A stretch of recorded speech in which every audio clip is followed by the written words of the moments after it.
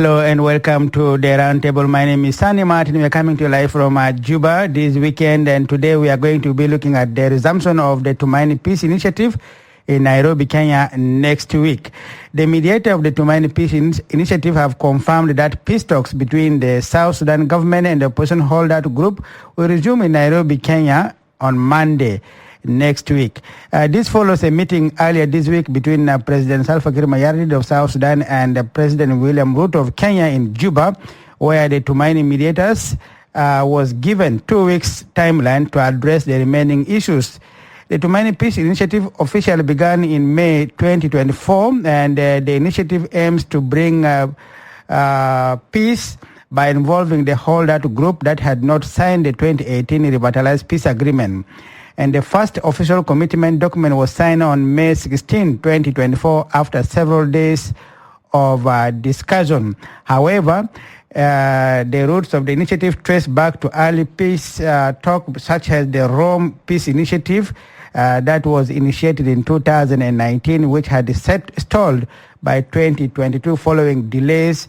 President Salva Kiir requested the Kenyan President William Ruto to lead the mediation effort leading to the formation of the Tumaini Peace Initiative. And today, we will attempt to answer several questions, including what exactly are the Nairobi talks about, what are the protocols that were signed, and what do they mean, and how do the people of South Sudan fall in the question or in the equation of the Tumaini peace talk. And how does this process stand vis-a-vis the 2018 revitalized peace agreement? Those are some of the questions we are going to be discussing here with my panelists. And I will be joined by two of my guests live from Nairobi, from the venue, actually, of the peace talk. I am joined already on the line by Bishop Enoch Tombe, who joins us right now from Nairobi, and he is the representative of the faith-based group and the South Sudan Council of Churches. Good morning, Bishop, and thank you so much for joining us on the line from Nairobi this morning. Good morning. And also, we are expecting Honorable Pagana Mom, the chairperson of the opposition holdout group and the leader of the Really SPLM, to be joining us. He says he's trying to connect with us. I just communicated with him just a while ago. He will be joining us here. We had extended our invitation to a senior member of the High-Level Implementation Committee, Honorable Port Kang, who is a member of the High-Level Implementation Committee, and the senior member of the SPLM-IO. He texted me that due to his tight schedule, he can't make it today, but he promised to appear in any other discussion which the roundtable may deem fit for him next time. And in the studio here, I have Edmond Yakani, who is the Executive Director of Community Empowerment for Progress Organization, and also a member of the civil society to the Tumaini Peace Initiative. You are most welcome, Edmond Yakani. Yeah, thank you very much, and good morning to listeners of Mirai FM. And our lines will be open to you later on, where you can call on 091-206-7879 or 091-206-7929. Or you can also call us on 091-206-8101. Those are all our lines. Or you can visit our Facebook page and drop your question, and as some of you have already done. And I will be reading some of these comments of yours. First of all, let me begin with you, Bishop Enoch Tombe. What is your reaction to the announcement of the resumption of the Tumaini Peace Initiative 2 months after the initiative is stalled? You have been in Nairobi all along, and you have been waiting to see the last communication. Now that it has been made officially, what is your reaction and the other teams in Nairobi? Thank you for the question. But before I answer your question, I want to quote from the Bible, John chapter 8, verse 31 to 32.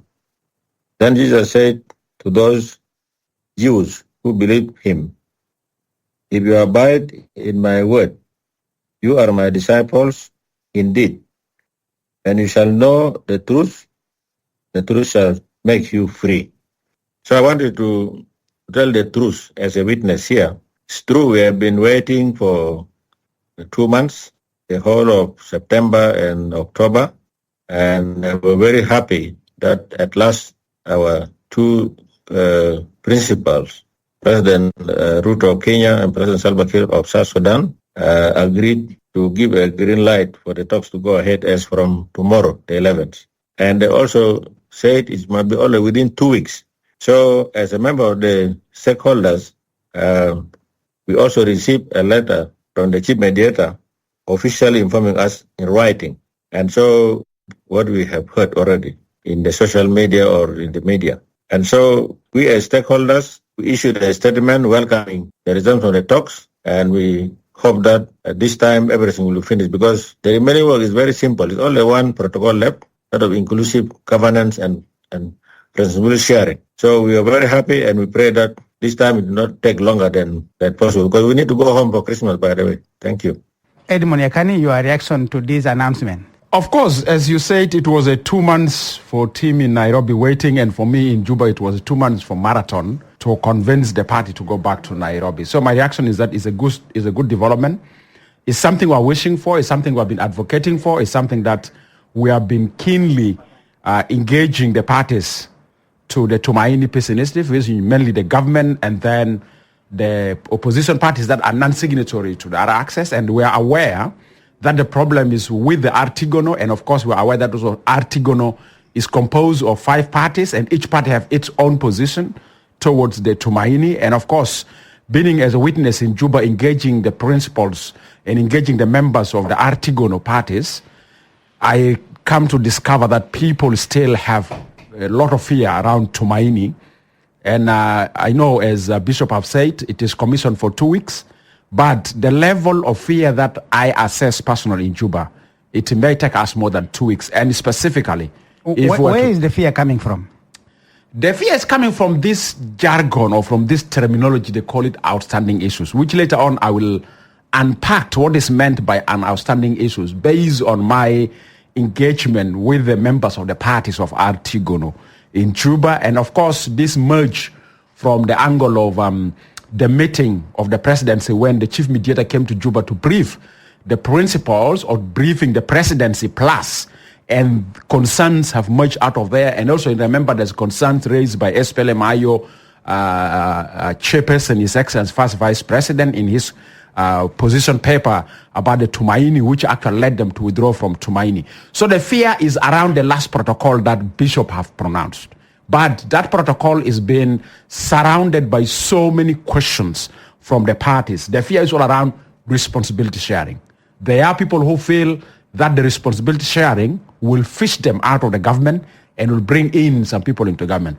Those who feel that they will be fished out of the government by the outcome of the protocol of responsibility sharing, they group themselves across the party as anti-Tumaini group. And those who feel that those who have mobilized themselves as anti-Tumaini group themselves as a pro-Tumaini group. So you have two contradictory committees or teams within the Artigono. There are those Artigono members across the parties are anti-Tumaini, and there are Artigono members across the parties that are pro-Tumaini. So actually, even within Artigono, still much work needs to be done to consolidate position. And my fear is if they are to put new delegates that will represent the delegation of the Artigono who might have not been part of the initial background of where we are coming from, is going to drag feet. So that's where the fear is coming from. And now this fear that's coming from is surrounded by what, Sani? It's surrounded by the following. One, there are questions of what is meant by the National Leadership Council and where does the National Leadership Council coming from?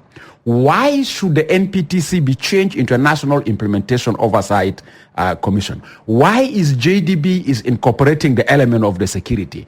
Why the SRD board is changed to an oversight commission? Mm-hmm. Why we have the regional panel? Each of them have a different interpretation. And all this constitute what is called outstanding issues, and this constitute the fear. So each of these institutions that I've mentioned, each party have their own views about it. There are those who view the National Leadership Council is a structure established to undermine the presidency and the leaders of the country, which is not true. There are those who believe that actually the reform or the restructuring of the NPTC into a National Implementation Oversight Commission, it is a creation of a mechanism that takes also responsibility of RGMEC, and also they say the National Legislative Council is taking maximum functions of RGMEC, which is not true. And some are questioning why do bring element of security into JDB, but then JDB is only defense focused, the SRD board. So all those ones, and even some have reached as to the level saying the regional panel, it's a proposal. And I wish Pagan could have been with us here. No, he's actually I wish Pagan to join. I can see him actually trying to join I wish Pagan, right because now. there are people here in Juba who are leveling Pagan as he's bringing trusteeship through the regional panel, which is not true, because I confronted those who are having a negative leveling on Honorable Pagan and said, no, the regional panel is not new. It is in existence, our access. Okay. You remember, we have Alpha Konare, who is an AU High Representative to South Sudan, who have worked between the period of 2016 to 2018. It's because of his health issues he couldn't come. You remember there's AUC5, the 5 member states. This is a regional panel, just we restructured it to be functional, but they say, no, this trusteeship, which is not true, and I've been confronting them here. So all these particular issues surrounded what is called the fears, and these fears are defined as outstanding issues. And a good enough sign I want to give you this. You remember His Excellency Vice President, Dr. Waneiga, who at the same time is the first deputy of the ruling party of the SPLM, where President comes from. He has been silent from day one when we start Tumaini, until when Tumaini stuck. Until when Tumaini stuck, he came out now as pro-Tumaini, not anti-Tumaini. He became a pro-Tumaini. Okay. Now, he's coming as a pro-Tumaini. He have summarized to us all the outstanding issues in one sentence.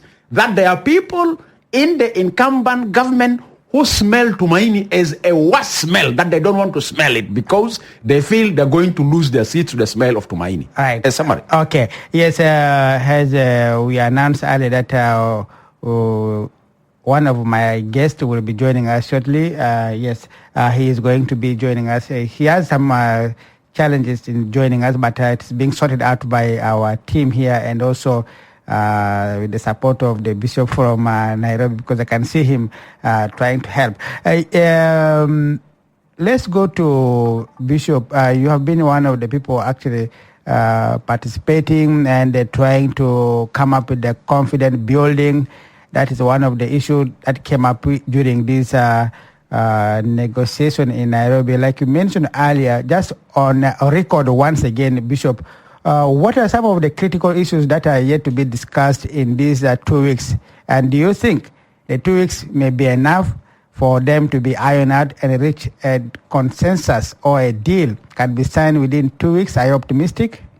Well, thank you very much. I wanted to reiterate what Yakani have said about the actors, the conflict actors. You know, so we are familiar with mapping of conflict actors. We have done some mapping.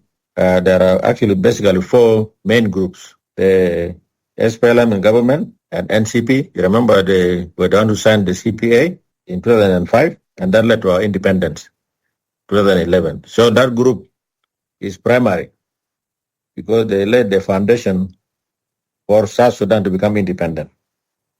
And Kenya, of course, was the mediator. The same Lazarus Sombeo now, who is mediating the Tumaini, was the one who did that. The next group is SPLM-IG and SPLM-IO. You know, when the war broke out, December 2013, IGAD came in and brought these 2 groups together, plus the former detainees, SPLM former detainees. What we had there is the agreement, that is ARCIS 2015, and then when the war resumed in July 2016, we have the revitalized peace agreement, which was signed on the 12th of September 2018, and then plus the extensions, 2 extensions so far. Now, we have the people who did not sign the RRCs. They are called whole-earth groups. The government now trying to reach them through Rome Forum. Remember, the Pope first kissed their feet. The South Sudan Council Church actually lobbied the Pope so that these people were called the top leaders, the president, vice president, plus 2 vice presidents. Their feet were kissed because they promised that they will work for peace through the people. At least the late Archbishop Lukudu briefed me when he came back. He said the Pope actually did not speak much after the retreat in the Vatican. He just said in Latin, bring peace through your people. And then suddenly he knelt down to the surprise of all and all men, and they could do nothing. And some of them promised that they are now converted, but born-again politicians. You remember the Pope came up to Juba together with Archbishop Canterbury and the moderator of Presbyterian Church of Scotland, February 2023 last year, only to find that they've done nothing. Mm-hmm. Yes. Sani, Pagan is here. You will be using this same telephone. Okay, no problem. Okay. So now let me go to your question. Mm-hmm. These 2 weeks, will there be enough? Actually, we have done the confidence building of these groups who are here with us together, the government delegation.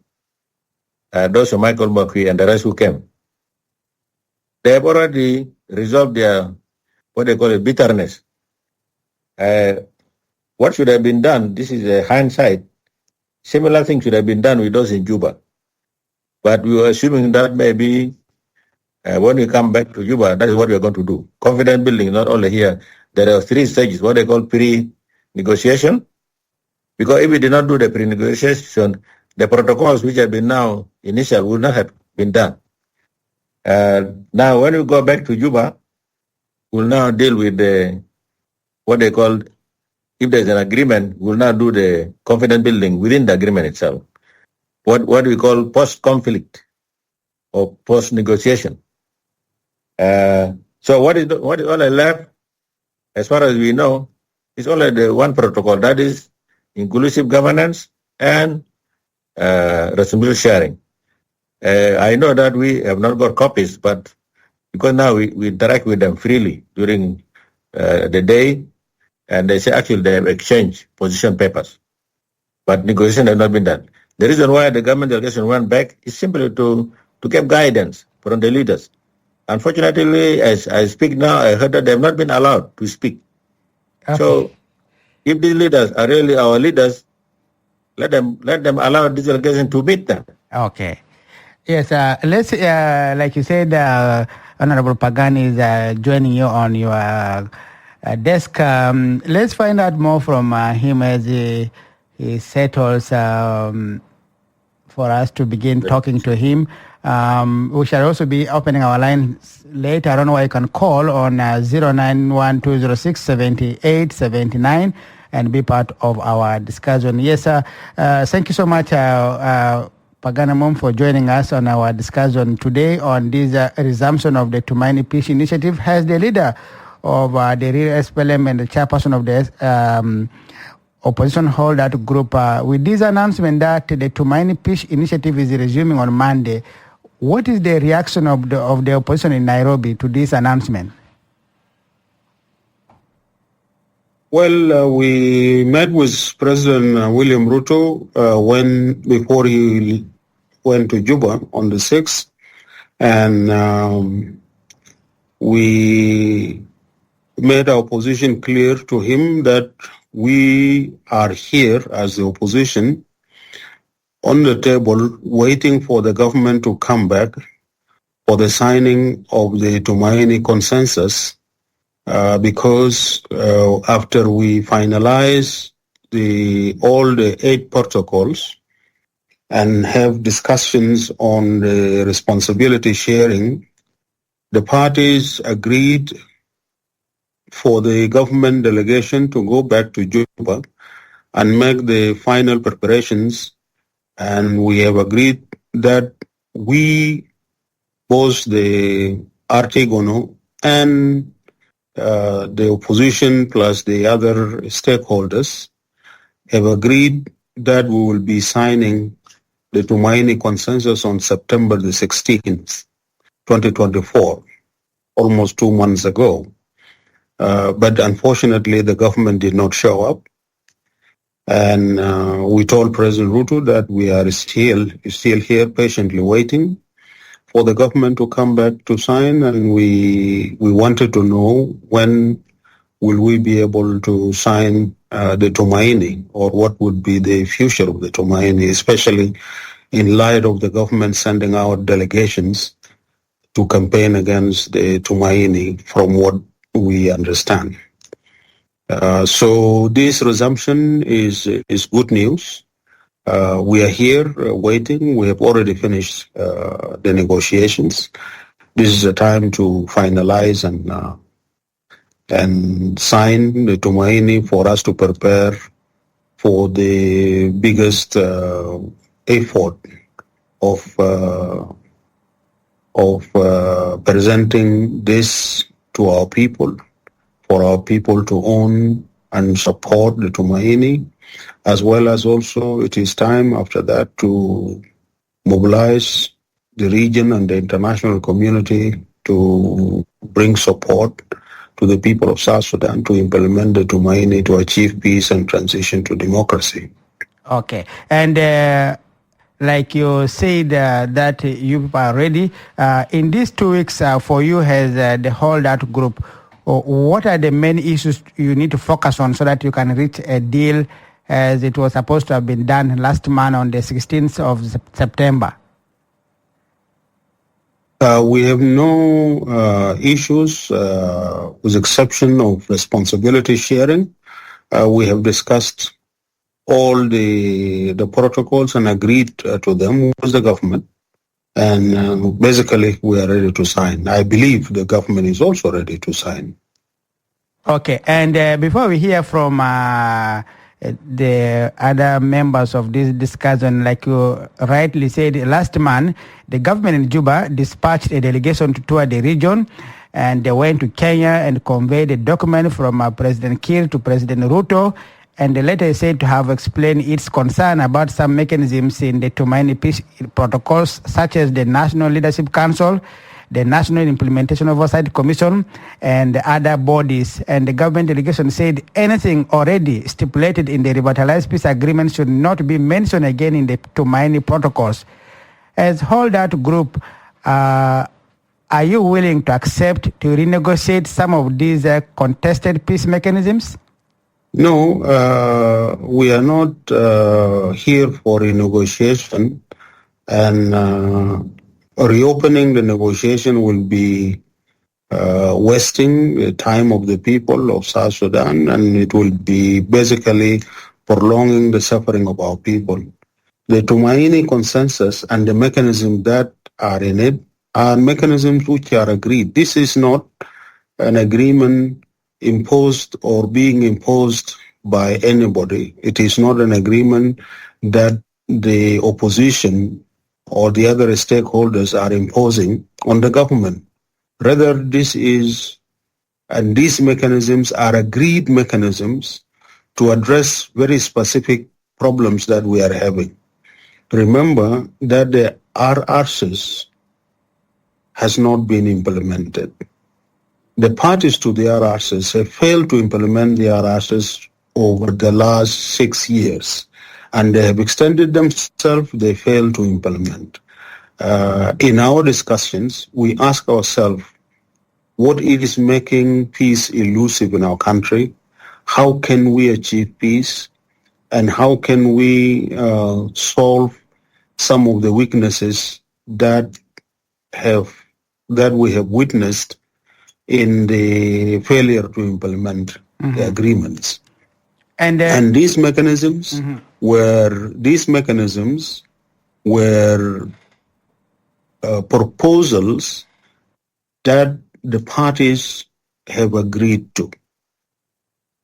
And therefore, any attempt to renegotiate these mechanisms, it would only betray an intention to keep South Sudan in this confused situation and failure, not to achieve peace. And Comrade Pagan, according to many government officials here in Juba, the Tumaini Peace Initiative should be an annex to the 2018 peace agreement and not to replace its mechanism. And also the government want the current peace talks in Nairobi to complement and not to replace the 2018 peace deal. What is your take on that? What kind of agreement do you want? Do you want a standalone agreement from the Tumaini Peace Initiative, or you want what is being discussed in Nairobi to be an annex to the 2018 revitalized peace agreement, in your opinion? Before I say my opinion, let me give you what the parties and the stakeholders have agreed to. We have agreed that the Tumaini will be composed of two parts, basically.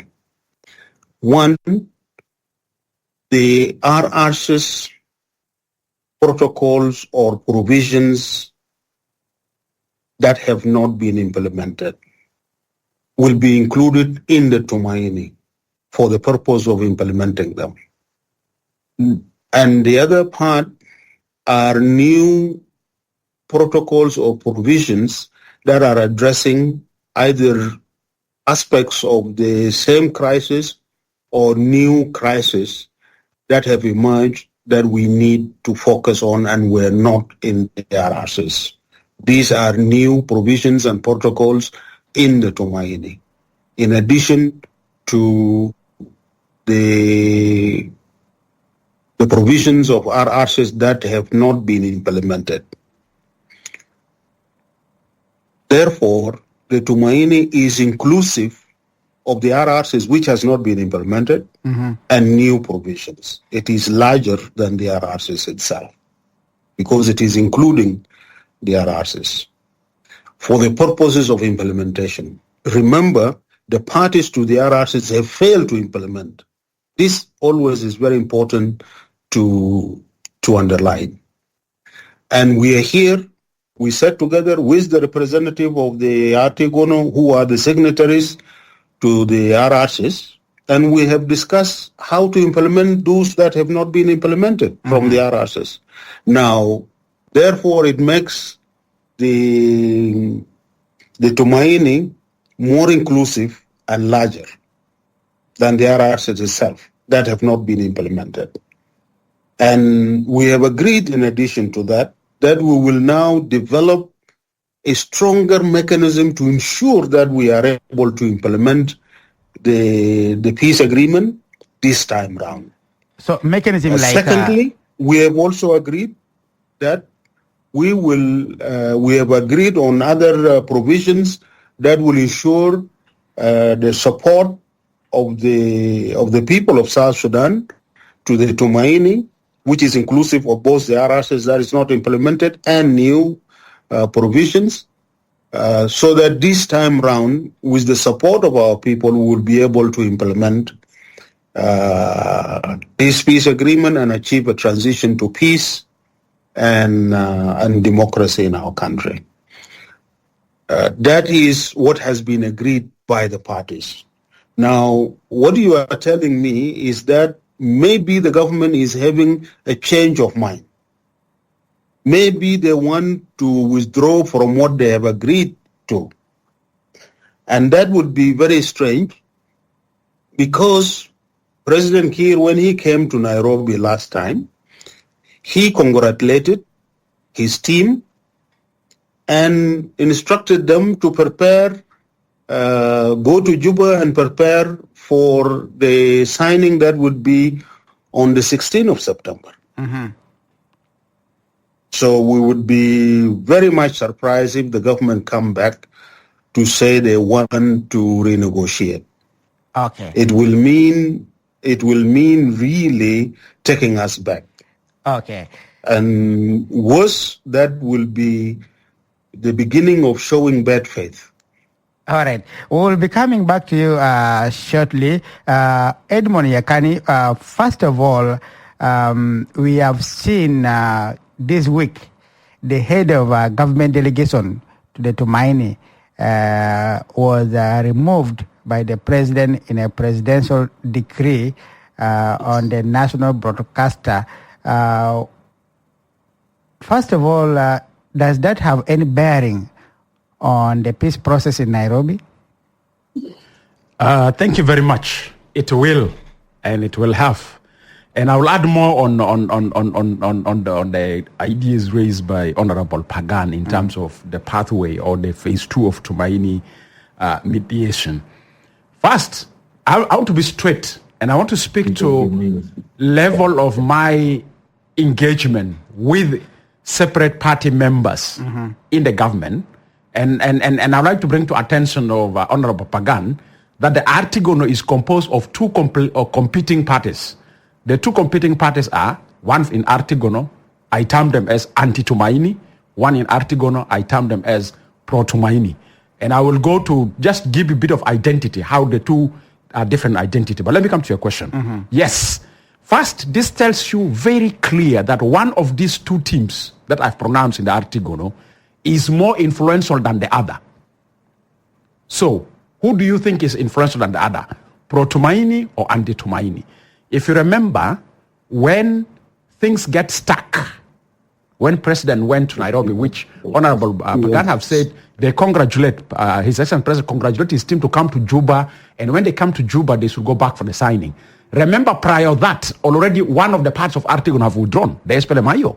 They have withdrawn by the letter of His Excellency First Vice President Riek Machar, made them to withdraw, and that team was there. It was merging issue, and automatically some group from non-IO parties of our access start joining the position that were expressed by IO that Tumaini is coming with two threatening positions. And this is what I want Honorable Pagan to understand. The threatening position is what? Is that one is coming to replace our access. That's one message. They are completely sending it to the principals. That is our access. Secondly, it is that actually some of the people whom they term them as opposition leader in Nairobi, they deserve not to have a return back to Juba through inclusive responsibility sharing and inclusive governance. So they should not be given any representation in the government. They should just come like any normal person because they have positions before that. They should come and renegotiate them here. Those are the two messages from the groups that come. So what happened?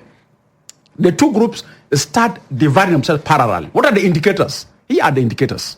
Number one, those who feel they are not for Tumaini, they block the team that are pro-Tumaini. And this is what Bishop have alluded to, that he had that the delegation of government, since they came here, they have not been allowed to speak, even not only to speak, they have not been allowed to meet the president. Until today we speak. But they managed to meet with the high-level implementation committee. Now, that is another level, because the question is, who do we deal with? Who is having the appointing authority for final decision is the president. So even if you are a high-level committee, you talk to the president at equal capacity of the delegation of the government, you need to speak to the president. So that's very clear. So automatically you have two groups. One group say, look here, this Tumaini thing is, and let me tell you, and I like also Honorable Pagan to hear me there, to hear me here. Those who are anti-Tumaini, this is their basis of argument. Their base of argument is that one, Tumaini is replacing our access. That is one thing that they speak. And they say there is three questions. Okay, you have been in Nairobi. Is it the case? That's not the case. That's the case. That's okay. That's what in the beginning when I was speaking, that's not the case. And that's good that now Honorable Pagan is with us, because so there's a certain accusation. And I want to bring to Honorable Pagan that this comes from Waneiga, the deputy of the SPLM and deputy and the vice president. So I want to make it very clear. So the anti-Tumaini argument is that one, three things have surfaced from protocols of Tumaini, which some of them who actually went head on with them on hotline. One, they say Tumaini have contradictions with our access. I asked them, what does the contradictions mean? Two, they say there's a huge reputation of 60% of the protocols of Tumaini language speaks the language of our access. Then three, they say there's a new ideas. Personally, I confronted them. I said, look here, when we are in Nairobi, we are negotiating Tumaini. There are two basic principal references documents that were used in shaping the agenda. What are they? One is, Pagan have said, our access, the pending task of our access provisions. Number two, the DOP of Rome, which actually Artigono signed with that reservation in Rome. You remember? There's declaration of principles.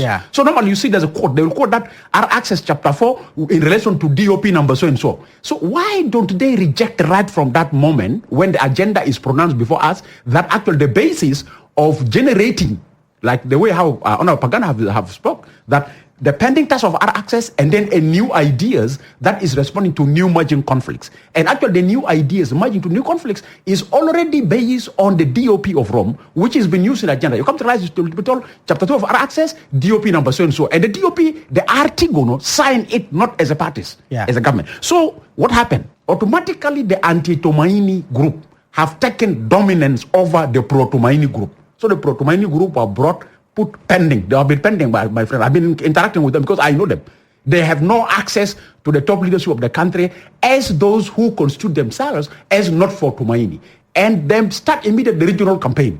The regional campaign come from there. So the results of and for me, I feel it's a hangover of not winning the regional campaign. Now, ambassador become a victim. Okay. Now the question comes, who do we need to question here for the fate of Tumaini? For me, we don't need to beat around the bush.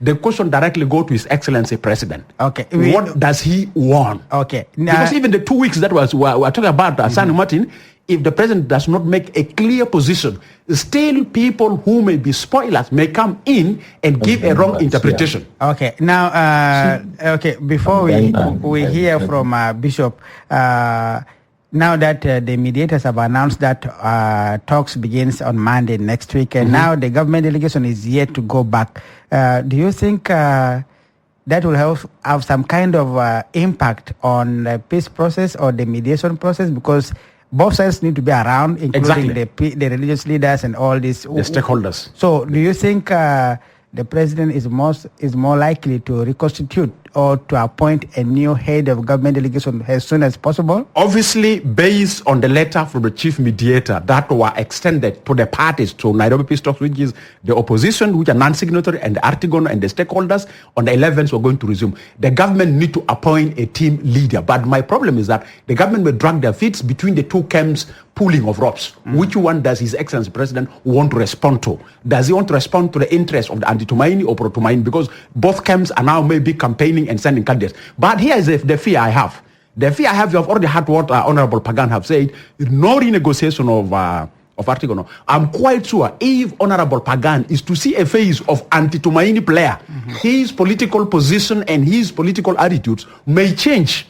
That's the truth. That's the truth that we have to speak about. Even me myself, if I'm to go back to Nairobi and I see somebody who's anti-Tumaini that I know is put before me, actually it means we're sending a signal we don't need it. And the consequences are as follows. I want to make it clear.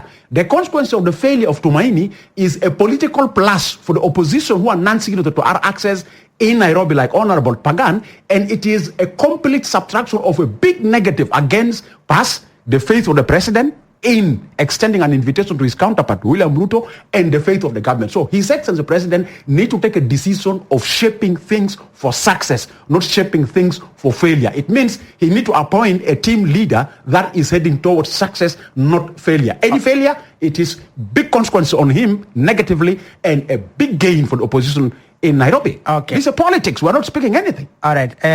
Bishop Enoch Tombe has a religious leader involved in the Tumaini Peace Initiative. Do you believe that building trust among the parties is very crucial, more especially in the light of the reported tension within the government delegation?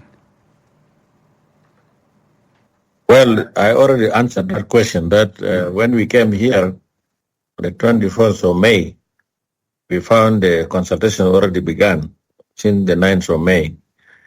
So the chief mediator actually told us that during the briefing that these people have a trust deficit. They don't trust each other. What should he do? We just say, just give us 2 days. We'll talk as South Sudanese.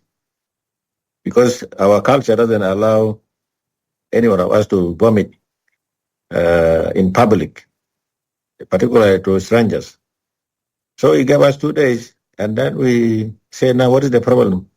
The government side and then the opposition side, and they start really vomiting.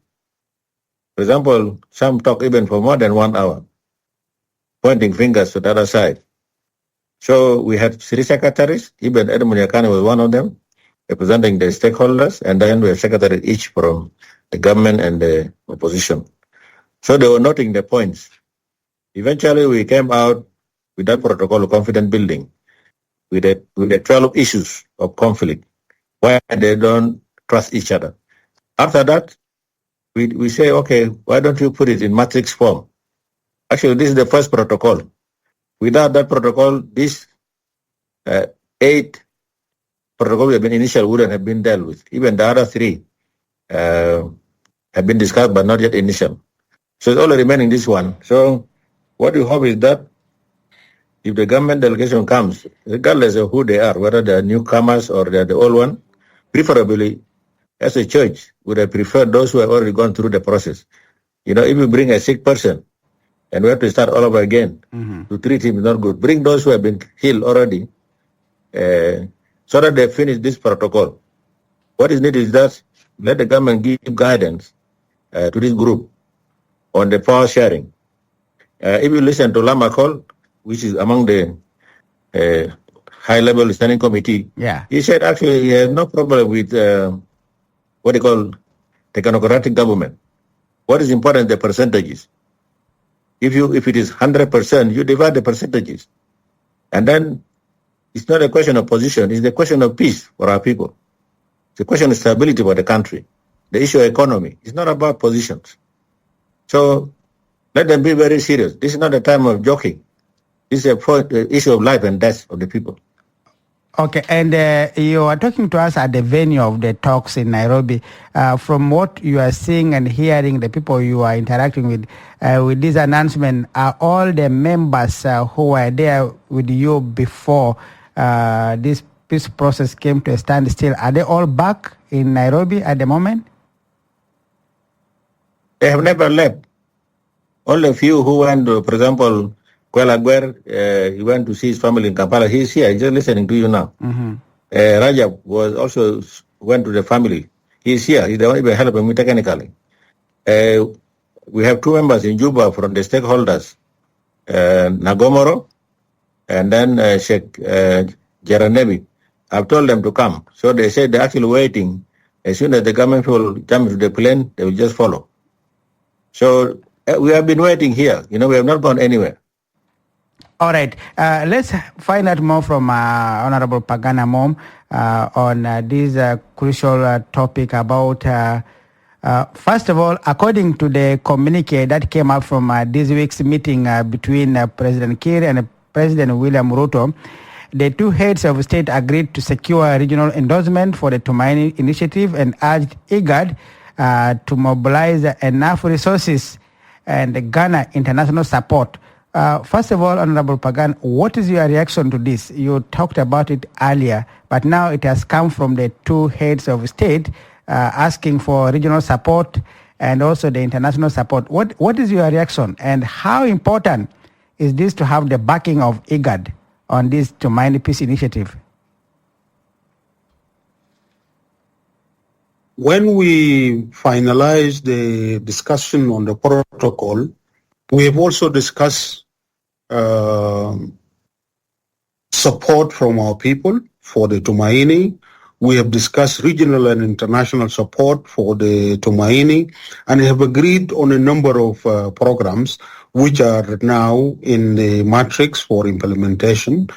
And these are specifically part of the agreement is that this Tumaini consensus must get the support from the East African region, the IGAD countries, the African Union, and from the international community, the UN and the international community. And actually, President Kiir and President William Ruto have agreed that they will use their international engagement in different fora like the China-Africa fora to engage both the leaders of the region, and I believe that is what they did in Beijing. Also, that was agreed that when the 2 governments delegation go to the UN General Assembly meeting, they would be engaging at the level of the UN and with all the members to get their support to the Tumaini, which President William Ruto have done with his team. Actually, part of his team were from the secretariat of the Tumaini. And so these were agreed earlier as part of the Tumaini final stage to garner support and mobilize support from the region and the international community, including IGAD. And that is also after the signing, we will be moving to mobilize much more further support. What is very unfortunate is that the current confusing position of the government is undermining the support to Tumaini, because it is making others who have shown their support or expressed their support to doubt whether the government is committed to the Tumaini or not, by having different voices or two distinct voices. The government negotiated here, and there is another team that is expressing views that are anti-Tumaini and against the Tumaini, and it is the same government. Mm-hmm. It will be more advisable in the interest of peace for our people and to rescue our people from the difficult situation we are in, for the government really to be united behind their position to support the Tumaini. There's one point that was mentioned by my brother Edmund Yakani, and I agree with what he has said, given the development in Juba. The idea that the Tumaini is replicating the RRCs. Actually, we are not replicating the RRCs. It was the government itself, when they made the assessment that 90% of the RRCs have not been implemented, and that what they want is to implement the RRCs. We said that's fine. The Tumaini is here to implement the RRCs as well as the new provisions and protocols that we have mentioned earlier. So when we include the provisions and program of RRCs that have not been implemented in the Tumaini, the purpose and the objective is to implement them, is to mobilize resources, use the Tumaini to mobilize resources for the implementation of the RRCs provisions that have not been implemented. Okay. And I'm sure if they are for the RRCs, why would they refuse the Tumaini to help in the implementation of RRCs, which is what they wanted? Yes. The government is formed on that basis. Okay. It is not to replace them, it is to implement. Okay. The question, Honorable Pagan, many senior government officials have interacted with here in Juba are saying that these same partners, the international partners who are willing to support or who are showing their support for the Tumaini, that they are willing to fund the Tumaini, why is it very difficult for them to support the RRC rather than supporting the Tumaini? Why can't they really inject the much needed fund on the RRCs rather than saying now, okay, we are here now to support the Tumaini? Why? This is a very important and good question. And this is a question that the Artegono and the parties of Artegono should answer. But let me try to answer, because that is their business between them and the international community.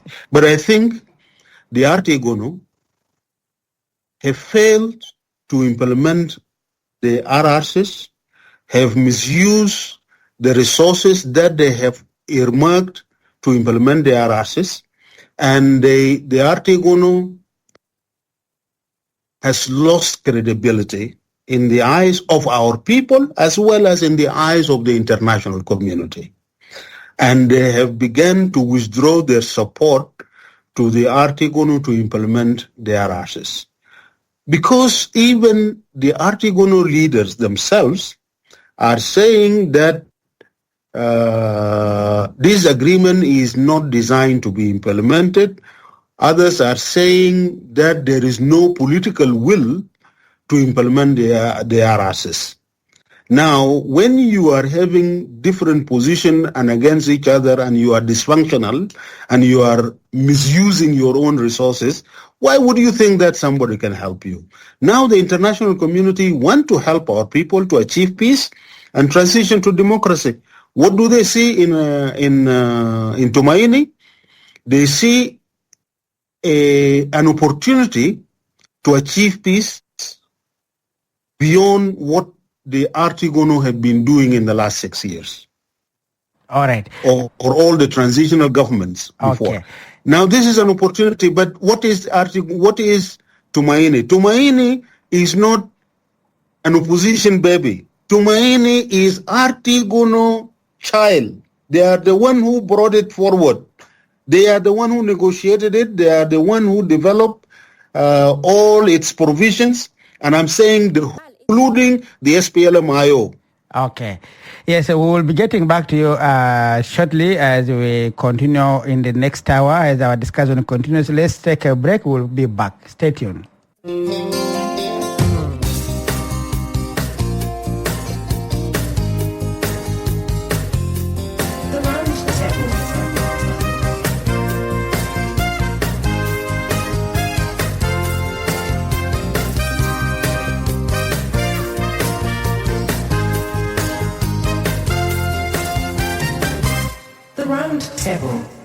Hello and welcome to the second hour of the Roundtable. My name is Sani Martin. We are coming to you live from Juba. During this Roundtable, I have three of my guests with us here in the studio. We are discussing the resumption of the Tumaini Peace Initiative in the Kenyan capital, Nairobi, as communicated in a document that has been seen by Rede Miraya, by the chief mediator yesterday, that the Tumaini Peace Initiative will be resuming on Monday next week.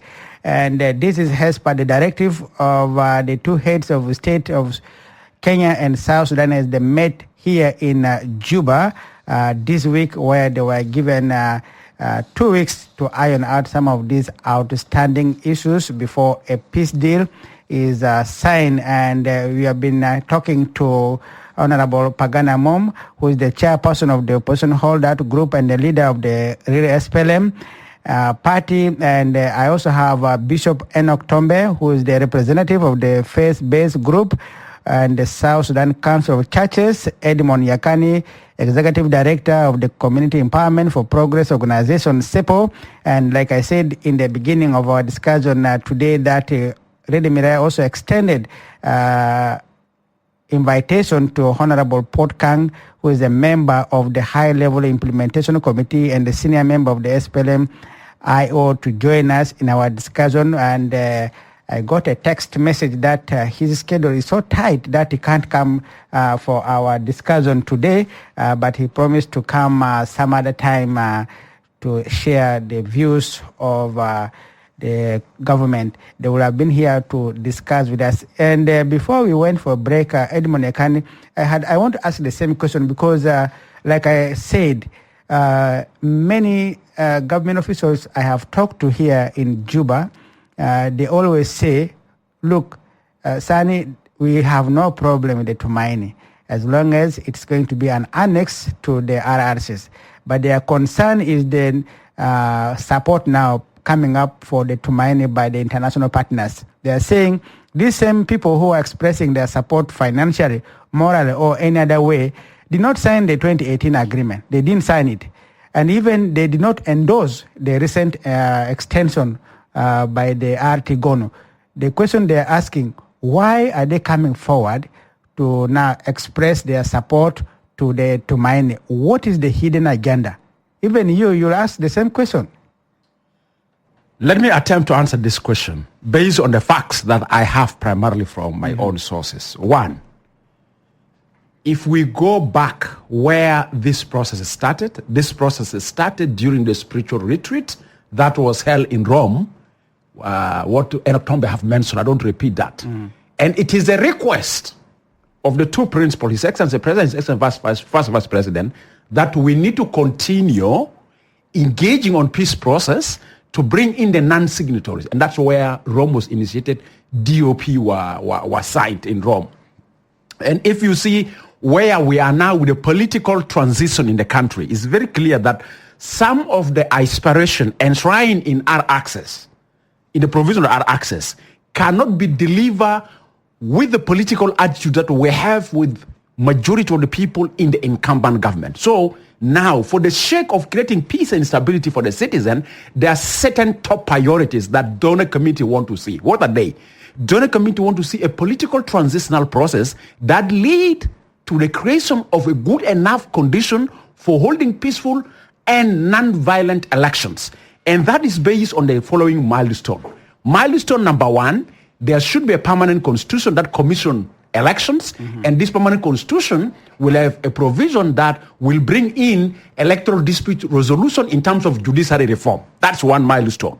The second milestone is that you have a very unified forces that have no affiliation to any political color, so that when we go for election, they protect the constitution and safety and protection of the citizen without taking side with any political actor in that process. That's the second milestone.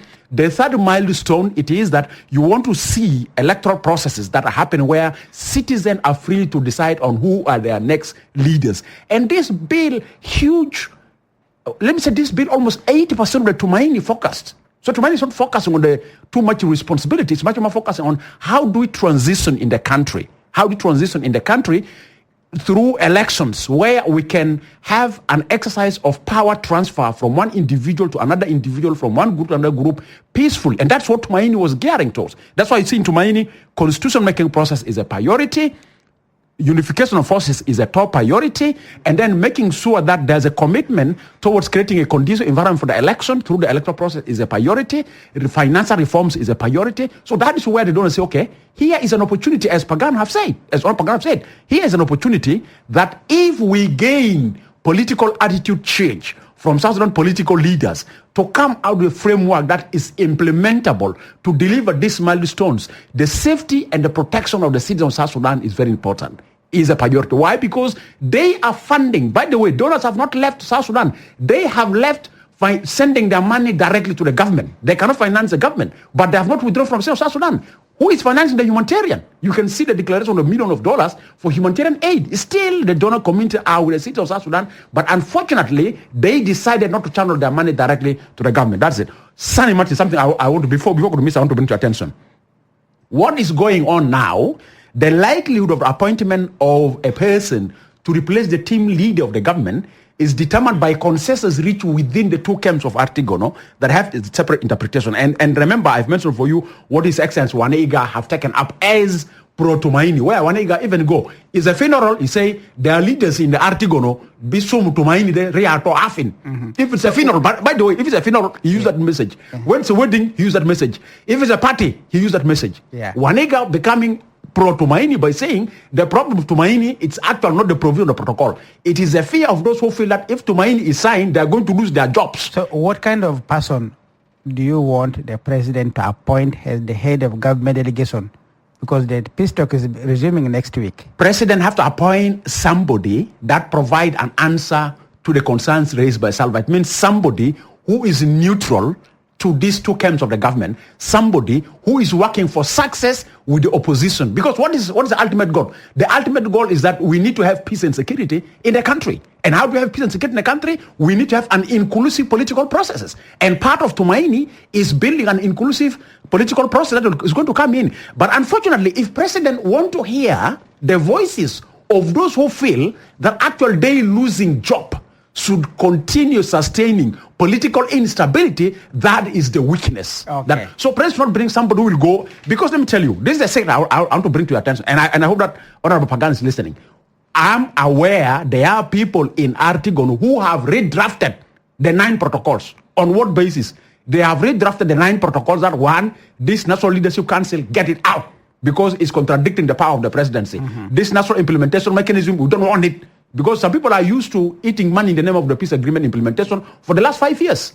Now imagine, you have civil servants 11 months without salaries, but you're able to board business class KQ, rotating in the region, telling people we don't want Tumaini.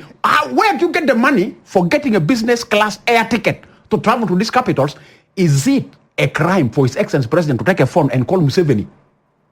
Is it a crime? Is it not possible for His Excellency President to take a phone, call Prime Minister of Ethiopia? Why do you want to have a delegation in a business class ticket with 11 months civil servants have no salaries? And here we're saying we don't have money to implement the agreement. Where do you get the money for ticket? This one too.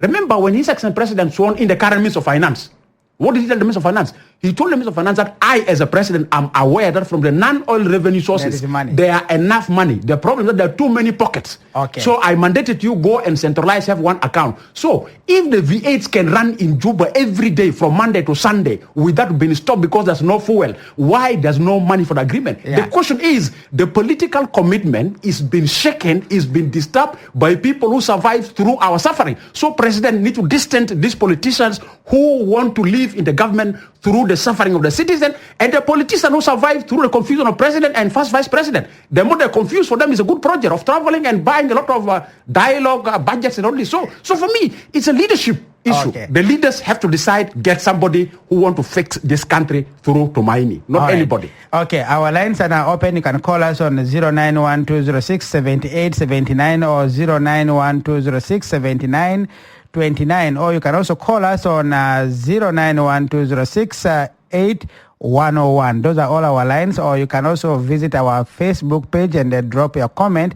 or question there. I will be reading some of them as they come in right here in the studio. I have Edmond Yakani, who is the Executive Director of Community Empowerment for Progress Organization, SEPO, who is with me here in the studio. And on the line from Nairobi, I have Honorable Pagana Mom, who is the chairperson of the opposition holdout group and leader of the Real SPLM party. Bishop Enoch Tombe is a representative of the faith-based group to the Tumaini Peace Initiative, and we are looking at the resumption of the Tumaini Peace Initiative in Nairobi, Kenya, next week, has communicated by the chief mediator yesterday in a letter that has been seen by Rede Miraya, and this is as per the directive of the meeting that was here in Juba this week between President Salva Kiir Mayardit and the Kenyan President William Ruto, where the parties were given 2 weeks to iron out the outstanding issues that can pave way for a deal to be signed. Like you heard from Pagana Mom, that the deal was supposed to have been signed on the 16th of September last month, but nothing happened. And now you can call us and ask your questions, and we will be putting them to our guest right here. Hello, Redimira. Hello. Sani Martin. Yes, your name? Ustaz Levy from Maridi. Okay, go ahead, Ustaz Levy, with your question. I have two questions, one to Pagan and one to Edmond. Okay, go ahead. Yeah, to Pagan, I quoted him saying that there are some government members who are decampaigning the Tumaini. How can you put fire on your own house if they were the one initiating the Tumaini? Okay. To Edmond, now, how many agreements lie ahead of us so that we can see the permanent peace in South Sudan? How many agreements are still ahead? All right. Thank you so much, Ustaz Levy from Meridi County of Western Equatorial State. Hello, Redimira. Hello. Good morning. Morning to you. Yeah, this is John. I'm calling from Juba here. Okay, John from Juba. Go ahead with the question. Yeah, thank you. First of all, welcome back, San Martin. It has been long, okay, thank you. out of this studio. I'm happy that we have Honorable Pagana online and also Edmond Yakani and our bishop. San Martin, we, the suffering South Sudanese people, are like a flock of sheep left in the wilderness without a shepherd. Because it has known to us. No matter how much these leaders talked, we have known their characters, we have known, their way of doing things, and we have completely lost trust in them, both in the opposition and also in the government. The reason I'm saying this is the fact that any agreement focused on power sharing between the elites, rather than addressing the root causes of the conflict, will always have a problem to implement. Because the major debate is always rounded off on who gets what in terms of power sharing rather than addressing the underlying issues that are facing the people of South Sudan. Then 2,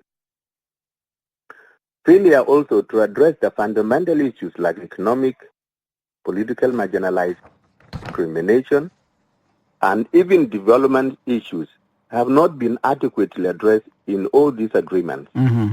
And this is where we have seen that a lot of issues are being dragging on because people are discussing on what will favor them. I have heard, from Honorable Pagan saying that the RRCs has not been implemented because it has failed. Because the issue is that they want to position themselves so that, Tumaini is seen to be the only binding agreement that will work over the disagreement. So that, the current people that are holding position, can go. That's why now everyone is clinking on their position. That means the interest of the people that are suffering has been ignored, but they are only centering this agreement on the power sharing. And I have 2 questions. Mm-hmm. And I would wish if there was a government representative in this studio. Yes, we had invited them, but they said their schedule is so yes, tight. I have heard, when you were saying this. My number 1 question is going to Pagan and also to some who will answer even out of this studio, is that when will you, Honorable Pagan, like other South Sudanese leaders, when will you realize that the entire region, the East African community, the African Union, the IGAD, including international community, are tired of your lies, are tired of all that you have been doing? We have neglected your people to the core. Pagan, if this was the nature during the 20 years of civil war in South Sudan, many families would not have named their children after you. If you go to Rumbek, there are so many Pagan that I cannot even count that are named after you, but you have neglected them. 1,000 of them out there in different regions. This question goes to you as leaders. Number 2, when will you as our leaders look into the eyes of the suffering South Sudanese and at least say one day, no, we have gone too far, enough is enough. Let our people enjoy the lasting peace once and for all. When will you realize that? You have seen the other regional leaders, they are always the one knocking at your door to what you should do for your own people rather than you. When will you do that? As all leaders, not only specifically you, but as South Sudanese leaders. You have seen, the Gen Z crisis that happened in Kenya. How long did it take Kenya to address? It was just a matter of 1 month, or it was even a matter of weeks. And they sat down, they say, no, let's do what our people want, not what we as leaders want. Thank you. All right. Thank you so much, John. Yes, we have a couple of questions here coming via our Facebook page, and most of them, we have 3 questions to Honorable Paganamo. Maybe he can take a seat and try to answer some of these questions here. And Edmond Yakani, you will also answer this question that was directed to you by Ustaz Levy. How many agreements would you want to see in this country to have a sustainable peace? Because so many agreements have been signed, less honored. We have had this statement before. If you can begin as we go to Honorable Paganamom to answer the rest of the questions. Let's begin with Yes, as I said, so many agreements were signed and they're dishonored. Why? Simply, we have a political elite class that take their personal interests as the top priority above the interests of the nation we have fought for, where we have lost lives of 4 million. Who among these political elites that today are dragging feet was not part of the government, and who among them can come to the public and say, I'm an honest and a transparent person since 2005 when the government of South Sudan was established until the independence, I'm clean in my books without tampering to anything. None of them. All of them are the same faces. They're changing their colors. That's one thing I'd like to make it forward. Now, we are going to have peace in pieces because this is the culture of our political elites, that they want to take this country. Peace must be in pieces. So you have the first piece of our access, which was revitalized. The second piece is the Tumaini. The third piece is going to be when are we going to have Thomas Cirillo Ajawin, Emmanuel Ajawin, and then you have Simon Garouch. That's a second piece of an agreement.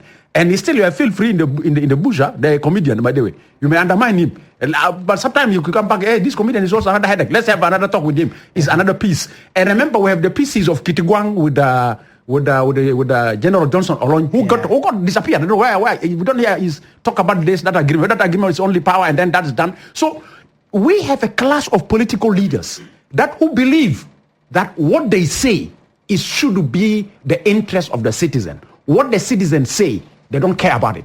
So this is the class of the politicians we have today. Imagine, somebody can tell you, we are in a debate of the nation. We are talking about lives of a citizen. But you say my schedule is so tight. My friend, and this is not only this one. There's so many of them.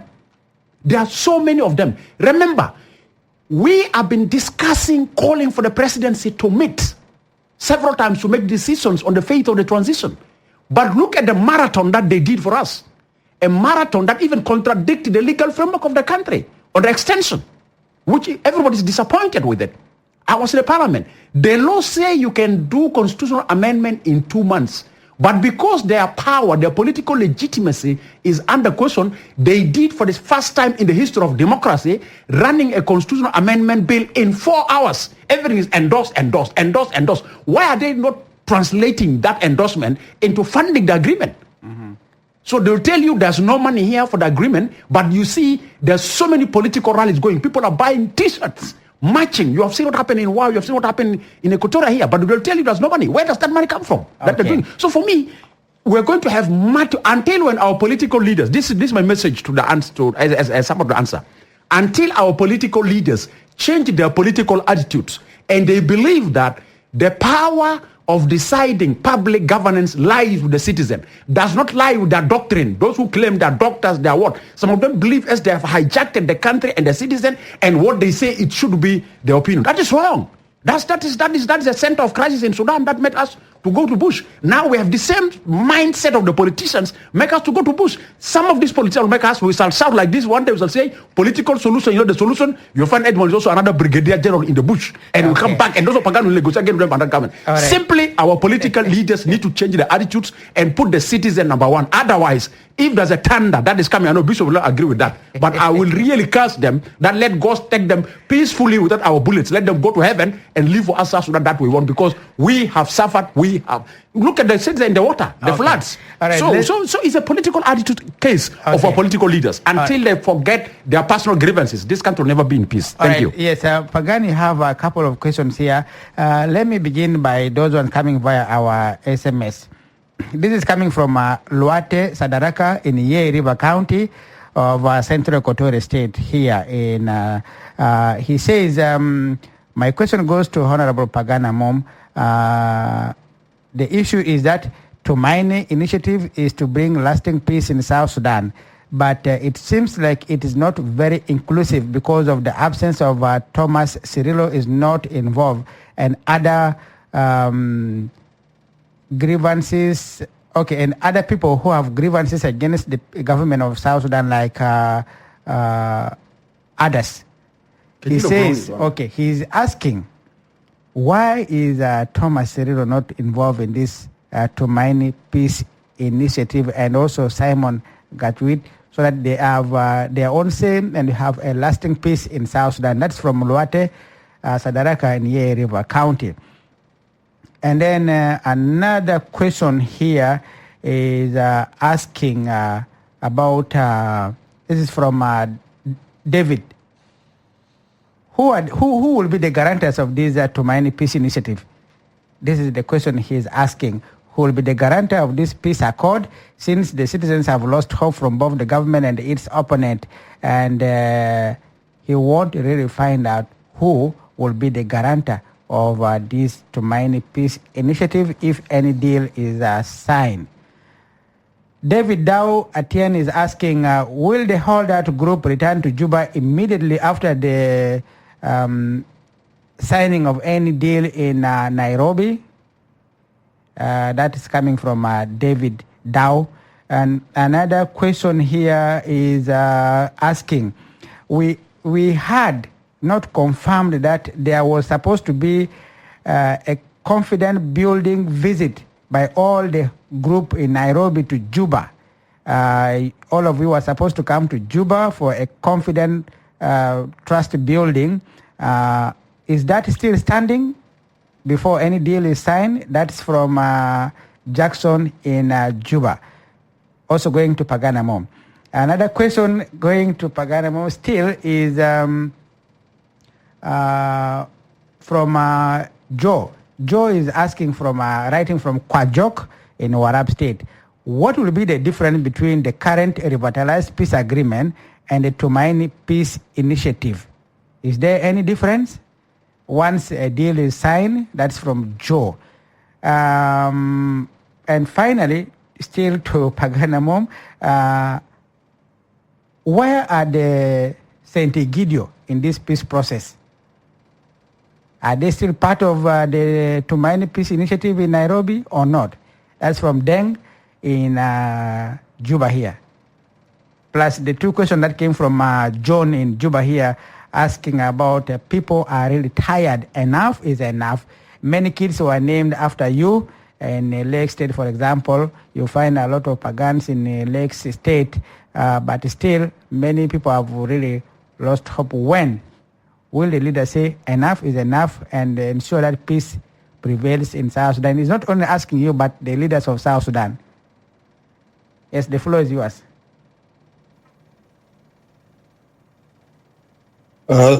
Thank you very much. Is the audio on?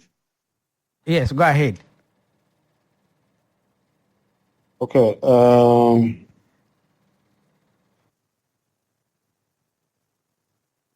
The question of loyalty. Yes, this the Tumaini is actually a rescue plan for South Sudan.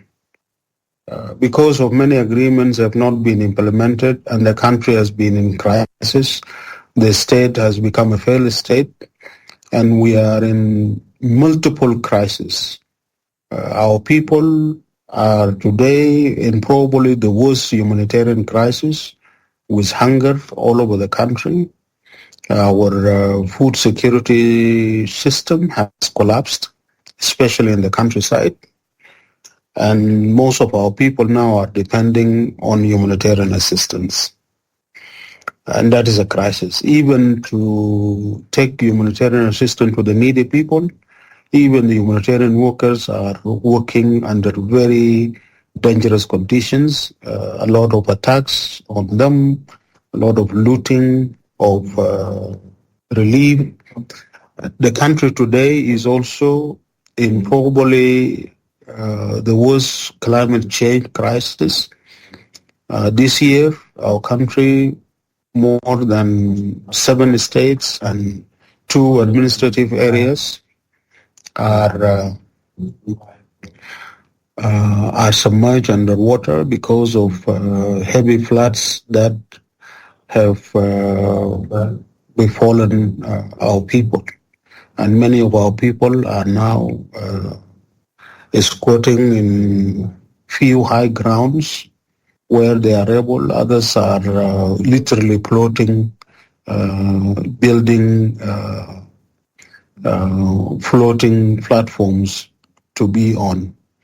And they have no humanitarian assistance. As you know, the world is facing many crises in the world, and South Sudan is not getting not only the attention, but also is not receiving the humanitarian assistance that our people are in need of. But this is also because our government is not mobilizing its friends or the rest of the world. I'm not even talking about the floods that are existing now or about the famine that the country is getting into or has been in, actually. And that is very unfortunate. When the government does not care about its citizens and their lives and the danger they are in, it's very unfortunate. The government is there to serve the people.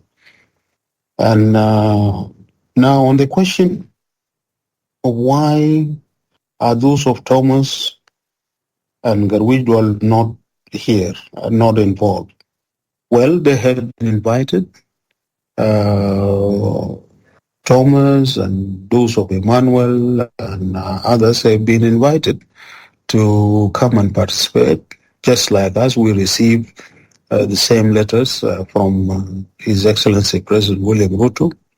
We chose to come.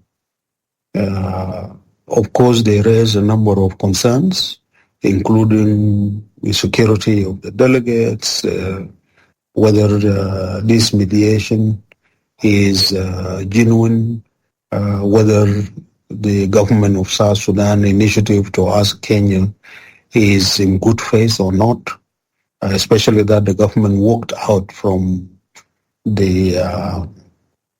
Rome without even notice to the opposition and to the parties that were there, or to the Sant'Egidio community. All that led them to decide not to participate, but they were invited and they chose not to come. They can explain more if you ask them. That is why they are not here. But the fact that they were invited, this I can confirm to you. But they decided not to come. I believe General Garwidwal and SPLM IO Kitigwang under his command or leadership were invited and were communicating with the mediators. But I believe, given where he was, I think he was having difficulty of movement to come to where the talks are. That is what I can say about the non-involvement of these opposition groups. We are here. We have negotiated this as a rescue plan for the country. Our country really is in danger of collapsing into chaos and disintegrating. And it is time for us really to be united and focus on the people and alleviating the suffering of our people and taking our country out of this. If we do not unite and if we do not take responsibility, all of us as citizens of South Sudan, not only the political elites, but all of us as citizens of South Sudan, all the stakeholders, we have to unite and rescue our country. Otherwise, we will not have even a country if this continues. On the question of who are the guarantors of the Tumaini consensus and the Tumaini agreement, we have agreed on a set of guaranteeing or the agreement, internal guarantors. That is, we have created a body to ensure and guarantee the implementation of the agreement, and the highest is the National Leadership Council, which will bring in the leadership of the current government, the leadership of the opposition, and participation of other stakeholders in it. And this will be an internal guarantor to make sure that it follows the implementation of the agreement and address whatever problems that we may have in the implementation immediately. And this is a body that some are now from within the government are trying to oppose. But this is a very important mechanism to ensure the implementation of the Tumaini consensus. There are regional and international guarantors composed of the East African Community, IGAD, the African Union, particularly the C5 on South Sudan, and the UN, the international, the Troika, the European Union, Japan, China, and others are also being invited to guarantee the implementation of the agreement, as well as also to support the implementation of the agreement. And Kenya would be the convener of this regional and international guarantor. These are very important mechanisms and institutions that are being created to ensure full implementation. These are things, or these are institutions that the RRC select because it was finalized in Khartoum and negotiated. Final stages of negotiation were in Khartoum, and because of the nature of the regime in Khartoum, as well as also because of the associated agreements to the RRCs, it could not be supported by the Troika, the European Union, and others. Mm-hmm. And this is something that we are correcting with the Tumaini. Another thing to ensure also and guarantee implementation is that we have created other structures like the NIOC, and this body will ensure, first of all, transparent management of own resources, and will create an environment to encourage donors to support the implementation of Tumaini, something which the RRCs did not have, or the signatories to RRCs did not think about. The way the Artigunu was formed with a lot of delays, I think much time were wasted and a lot of momentum was lost, and that is one of the problems that led to no implementation of the RRCs. Okay. We are learning lessons from those.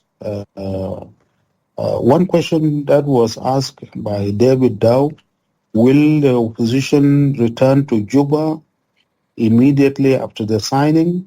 Absolutely, the opposition will come back to Juba, and will come back to Juba and to all parts of South Sudan to go and present the Tumaini together with the other signatories of the Tumaini to the people, and mobilize support of the people, for the people also to own this Tumaini, because without the people supporting and owning the Tumaini, it will not be implemented. If you leave it to the political elites or the political class alone, then you will be making a mistake. Mm-hmm.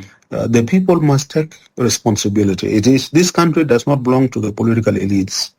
It belongs to the people of South Sudan. Right. And there was discussion about of visit. Yes, the visit. Yes, about the confidence building measures visit to Juba. Yes, it was planned and we have agreed to it, but unfortunately it has been taken by event, and especially by the different voices emerging within the government.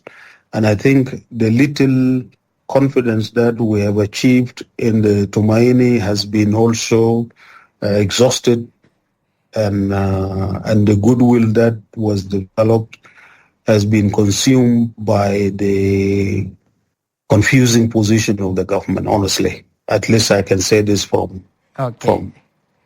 my side. What is the difference between the Tumaini and the other agreements? The difference is that the Tumaini consensus is arrived at having learned lessons from the failure of implementation of the other agreements. And this is a wisdom by all the stakeholders, all the parties, including the government, because this is our common experience. The failures of building peace or achieving transition to democracy are our failures, and they give us valuable lessons. When you fail in something, failure is not bad, because it is also a good teacher. We now know there is another way to do it to succeed, and so that is the difference. Is Sant'Egidio, where is Sant'Egidio, he asked? Yeah. Yes, Sant'Egidio is a co-mediator of the Tumaini consensus itself. They are supporting the Kenyan mediation, and both of them together, they are co-mediators with Sant'Egidio. Thank you very much. I hope I have answered okay. all the questions. Yes, our lines are still open. You can call us on 09120678879 or 09120677929, or you can also call us on 09120681101. Those are all our lines. You can call and be part of our discussion right here on the roundtable discussion with me, Sani Martin, and I have 3 guests with me on this important discussion today on the resumption of the Tumaini Peace Initiative in Nairobi, Kenya next week, as per the directives of the 2 heads of the state of Kenya and South Sudan when they met in Juba this week, and directed the mediators to reconvene this peace initiative within 2 weeks and iron out some of the outstanding issues. And according to our earlier discussion, there are only 2 outstanding issues that is to be discussed. That is inclusive governance and responsibility sharing. You can call us and be part of our discussion. Hello? Hello? Hello? Hello? Sonny Martin. Yes. Sonny Martin, good yes. morning. Morning to you. David Mogo from WOW. Okay, David, go ahead. Let me welcome your guests to the studio. We appreciate Edmond for really standing with us today and explaining everything. Mm-hmm. We were about to accuse him, but now he's representing the citizen. My question is going direct to Mr. Pagan. You fought for 21 years for the people of South Sudan to be free and got independent.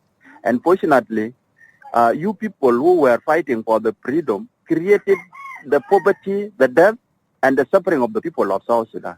Is this the South Sudan we want, why you were suffering of, or does it mean you were fighting for leadership? Because we are not sure now, all the rebels who were rebels against the government are the people who were removed from the position. Starting from Dr. Yak, coming to you, going to the rest like Thomas Cirillo and the rest. They were only rebels against the government because they were removed from position. They did not rebel against the government because of the change, that the leadership have failed, not rule the country in a good manner. Mm-hmm. This is number 1. Number 2, coming to Edmond Yakan. You have known that all our politicians are only need to be accommodated in position. They don't care about the citizen. Do we have to have our agreement as a citizen of this nation to the government of national unity? Because now we don't see our right. The people who have rebelled are killing us. The government who is now with us is not paying us and is not even protecting us. Do we need to have our own agreement as a citizen of this nation to the government of national unity or not? Going to the church. The church is now becoming part of politics. He is not even campaigning for the peace in the country, and he is not even talking direct to the president so that he can make order either to cancel the agreement or to bring another change in the country. So we don't see people are dying of hunger. Some people are now within the water. There are no medicine in the hospitals. The schools are being closed, including the universities. Where is the role of the church here? Okay. Thank you. Thank you so much, David from WOW. Hello? Hello? Yes. Yes. Good evening. Good morning. Good morning, Amin. Okay. Your name? Yeah, you are talking to Quality here in Juba. Okay. Called it from Juba. Go ahead. Yeah, my question is going direct. I have only 2 questions. One question to Honorable Pagan and one question to Edmond Yakan and his lordship. Mm-hmm. My question to Honorable Pagan is, why every politician in this country turn to be opposition whenever he or he is relieved from his positions and looking for roundtable talks abroad? Do you really seek political position to serve the citizen of this nation or to serve your own interest? That is 1. 2, Mr. Edmond Yakan and your lordship, you are the eye of the youth of these nations. Do you really see the possibility of these all-out groups coming back to the Juba after the signing of this peace agreement? Those are my questions, and thank you. Okay. Called it from Juba here. Hello? Hello? Sana Martin, good morning. Morning to you. Isaac. Thank you. Thanks for the connections. I really appreciate this, Isaac Manmatiang Nai Cinema. Okay. I have some two questions to our guests in the studio. My first question is going direct to Pagana Mom. Pagana Mom has been one of the key figure in the SPLM, and I don't know what made him exactly to extend himself out from the political issues in South Sudan, especially by running out from the country.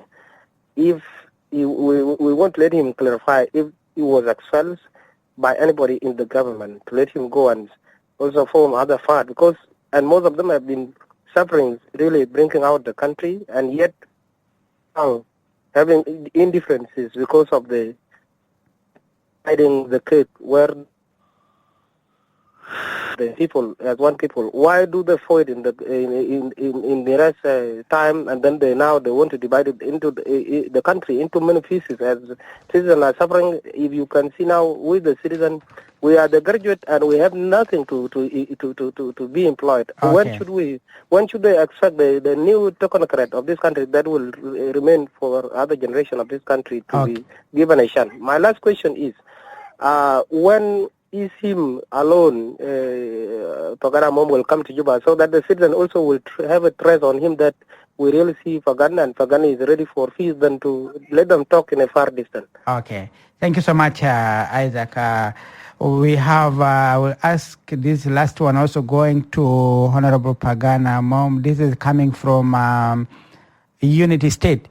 Okay, rather, this is from Malakal. My name is Peter. I am writing from Malakal of Upper Nile State. My question goes to Pagana Mom, and he's asking, Honorable Pagan, why is the Tumaini Peace Initiative seen as the only viable way to a lasting peace in the country, yet we have an agreement being implemented in the country? That's from Peter in Malakal, Upper Nile State. Let's begin with it because we are only left with about 10 minutes. If you can answer these questions briefly, before we conclude our discussion. Yes, go ahead, Honorable Pagan. Okay, thank you. There was a question by one of our compatriots in WOW that we fought for the country, but now we have created poverty and caused suffering to our people, and that we have failed to bring leadership, and we divide ourselves and struggle for power. First of all, it is very unfortunate that we as South Sudanese, after our independence, did not go in the direction of building a state and building a nation that we fought for and that we struggled for. As a people, we had a dream from generation to generation that we want to have our own state, we want to have our own country where we'll be its citizens with equal rights and duties and with full dignity. That is what we struggled for. The SPLM lost its vision and direction, and this was an issue that was being discussed in the leadership of SPLM even when I was the Secretary General, and arising from these discussions when we were saying that the leadership has lost direction and lost vision, we need to return to the vision, we need to correct ourselves. That brought discussion, and unfortunately violence was introduced into those political discussions which were aimed at reorganizing the SPLM and returning it to its vision, where I ended up being detained and arrested and charged with treason and all this, even though the case of the government failed in the court and we defeated the government and we were able to be set free. And you are also, that is how you were I also was reinstated, exiled. yeah. Yes, yeah. I was exiled. Yeah. Before the reinstatement, I was exiled out of the country. by the government. Then we entered into discussion and negotiations where in Arusha, we discussed about the unification of SPLM and returning it to its vision. And on that basis, I was reinstated back to my position. If you remember, in 2015, I returned back to the country, assumed my responsibility as the Secretary General of SPLM. And unfortunately, when in August 2015, we disagreed again with the leader, myself as the Secretary General and Chairman and President Salva Kiir. We disagreed on the need to sign the 2015 agreement. We signed that agreement.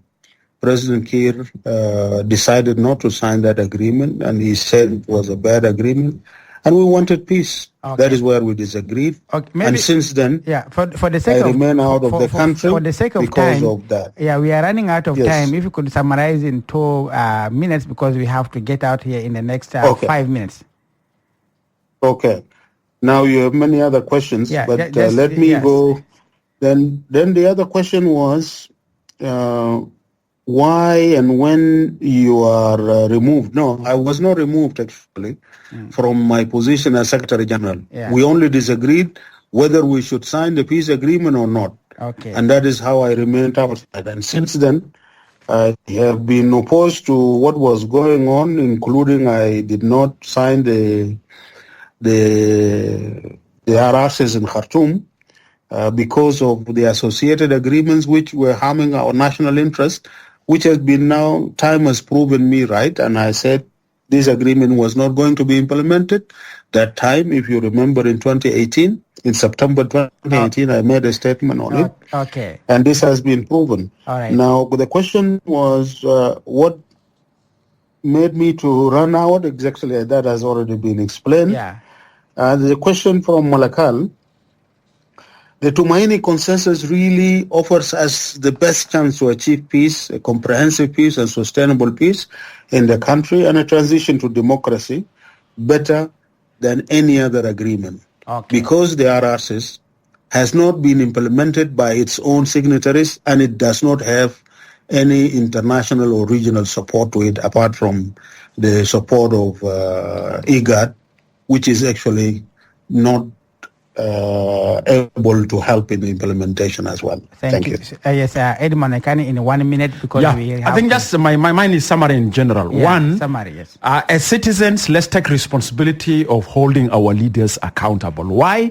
Because we have a class of politicians and political elites who have a culture of administering public governance through crisis. We have politicians who want to run the public governance through crisis. And that's why, like normally I say, when they unite, they loot us. When they disagree, they killed us. So as a citizen, let's not give them that chance anymore. That's one thing I would say. Secondly, the possibility of the whole out coming back to Juba. One of the biggest problems to Tumaini, I would like to tell the citizens, honestly and sincerely, is that there are some people who are looking at Tumaini as a return of Pagan, and they feel it is a threat to their position. There are people who are looking at Tumaini as a return of Stephen Boy as a threat to their position. There are people who are looking at the return of Tumaini as a return of Paul Malong as a threat to their position. So people are not looking at Tumaini as a political process in the incumbent government. The people are looking like, his personality is coming back, is Cyrilo Iteng coming back, is a threat to my position. So until those politicians, we hold them accountable, even Tumaini may not deliver us to the destiny we want. So the first call is that let everybody come on board and let us embrace Tumaini as the best option of transitioning our country from violence to peace, with the participation of those Thomas Cirillo and the rest who are not there. We'll try our level best. Yes, Bishop Enoch Tombe, your final remark in 30 seconds as we conclude. Our time is really up.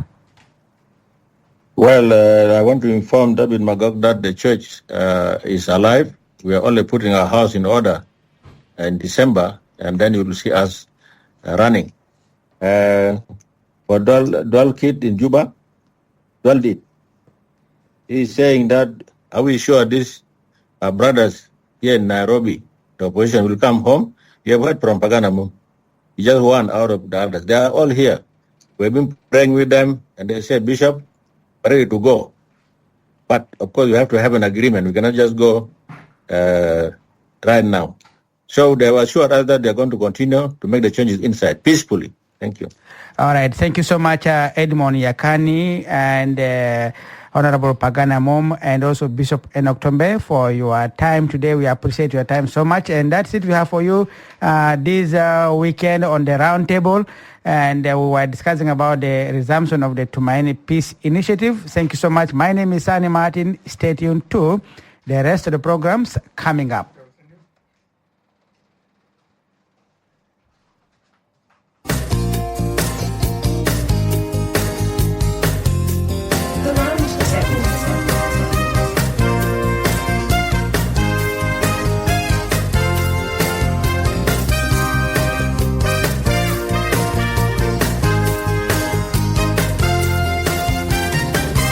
The Round Table.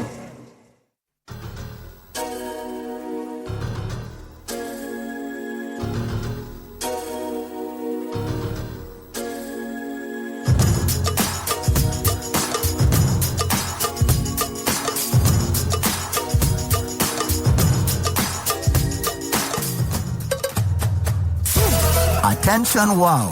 Yes, wow. Get ready because we are coming to you.